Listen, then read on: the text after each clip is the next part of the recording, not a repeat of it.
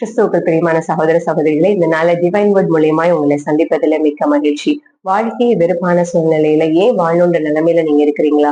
இல்ல யாருமே என்கிட்ட அன்பா பேச மாட்டேங்கிறாங்க, உண்மையான அன்பு யாருமே செலுத்த மாட்டேங்கிறாங்கன்ற ஒரு தாழ்வு மனப்பான்மையோட நீங்க இருக்கிறீங்களா? இல்ல எந்த காரியம் எடுத்துக்கொண்டாலும் நான் தோற்றுக்கொண்டே போகிற சூழ்நிலை இருக்கிறீங்களா? உங்களுக்கான நற்செய்தி தான் இந்த நாள்ல சொல்ல போறேங்க. பழைய ஏற்பாட்டு காலத்துல ஒரு போர்னு எடுத்துக்கிட்டீங்கன்னா அந்த ராஜாவை சேவ் பண்ணணும்னு தான் பார்ப்பாங்க.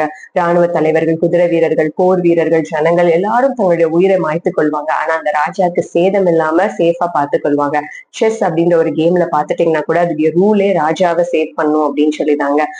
ஈவன் ராணியை கூட வெட்டலாம், மற்ற காய்களை வெட்டலாம், ஆனா அந்த கேம் முடியாது. ராஜாவை வெட்டிட்டோம் அப்படின்னா அந்த கேமே முடிஞ்சு போயிருங்க. அந்த புதிய ஏற்பாட்டு காலத்துல நம்மளுடைய கர்த்தாதி கர்த்தர், ராஜாதி ராஜா நமக்காக அடிமையின் ரூபம் எடுத்து மனுஷ சாயலாய் வந்து சிலுவையிலே நம்மளுடைய பாவங்களுக்காக அந்த ராஜாதி ராஜாவாகிய இயேசு கிறிஸ்து தம்மையே பலியாக ஒப்பு கொடுத்து ரத்த சிந்தினார்னு சொல்லி பாக்குறோங்க. எவ்வளவு பெரிய அன்பு நம்ம மேல வச்சிருக்கிறாருல. ரோமர் 8:37 சொல்லுகிறது, நாம் நம்மில் அன்பு கூறுகிறவராலே முற்றும் ஜெயம் கொள்ளுகிறவர்களா இருக்கிறோம். அவருடைய ரத்தத்துல, அவருடைய சிலுவை மரணத்துல நம்மள அன்பு மட்டும் வெளிப்படலைங்க, அவர் நமக்காக ஜெயத்தையும் சம்பாதித்து கொடுத்திருக்கிறாருங்க. லூக்கா 15வது அதிகாரத்துல ஒரு இளையகுமாரனை பத்தின பாக்குறோங்க.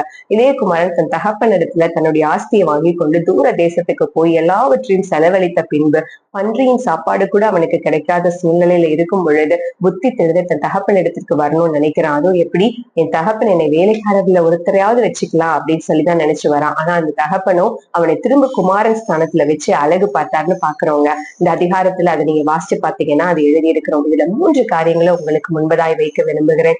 முதலாவது என்ன அப்படின்னா, எல்லாவற்றையும் வாங்கி கொண்டு தூர தேசத்துக்கு போனது குமாரன்க, தகப்பன் அல்ல.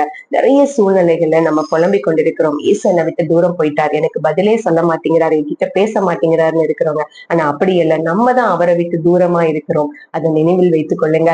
2வது காரியம், பன்றியின் தவிட்டினால நம்மள திருப்தி ஆகணும்னு நினைச்சு கொண்டிருக்கிறோங்க.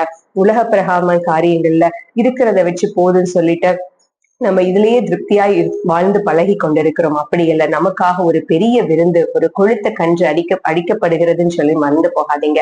3வது காரியம், தாழ்வு மனப்பான்மையோடு வேலைக்காரராகாவது வைத்துக் கொள்ளுங்கன்னு சொல்லிதான் அந்த குமாரன் கேட்க வரான். அந்த ஒரு தாழ்வு மனப்பான்மையோடு தான் நம்ம வாழ்ந்து கொண்டிருக்கிறோம். ஆனா நம்மளுடைய தகப்பனும் நம்மளுடைய நம்மளை குமாரத்திகளாய் தான் வைத்து அழகு பார்க்கிறாருங்க. இந்த நாள்லயும் நீங்க தூரமா இருக்கிறீங்கன்னு நினைக்கிறீங்களா? இல்ல பன்றியின் தவிட்டினால உலக பிரகாரமான காரியங்களால திருப்தியாய் கொண்டிருக்கிறீங்களா? இல்ல தாழ்வு மனப்பான்மையோடு இருக்கிறீங்களா? எல்லாவற்றையும் உதறி விட்டு கர்த்தராகிய இயேசு கிறிஸ்து என்கிற தகப்பனோடத்துல ஓடி வாருங்கள். கர்த்தர் உங்கள் மேல மனதுருகி உங்களை கட்டி அணைத்து உங்கள் மேல அன்பு செலுத்தி உங்களுக்காக ஒரு பெரிய விருந்தை ஆயத்தம் பண்ணுகிறார். அவருடைய அன்பு மட்டும் வெளிப்படல, நம்மளை எல்லா காரியத்திலையும் ஜெயமாய் வைக்கவும் அவர் விருப்பப்படுறாருங்க. நம்ம ஜெயிக்க பிறந்தவர்கள், மறந்து போகாதீங்க. நாம் நம்மில் அன்பு கூறுகிறவராலே முற்றும் ஜெயம் கொள்ளுகிறவர்களா இருக்கிறோம். கர்த்தர் உங்களை ஆசீர்வதிப்பார். God bless you.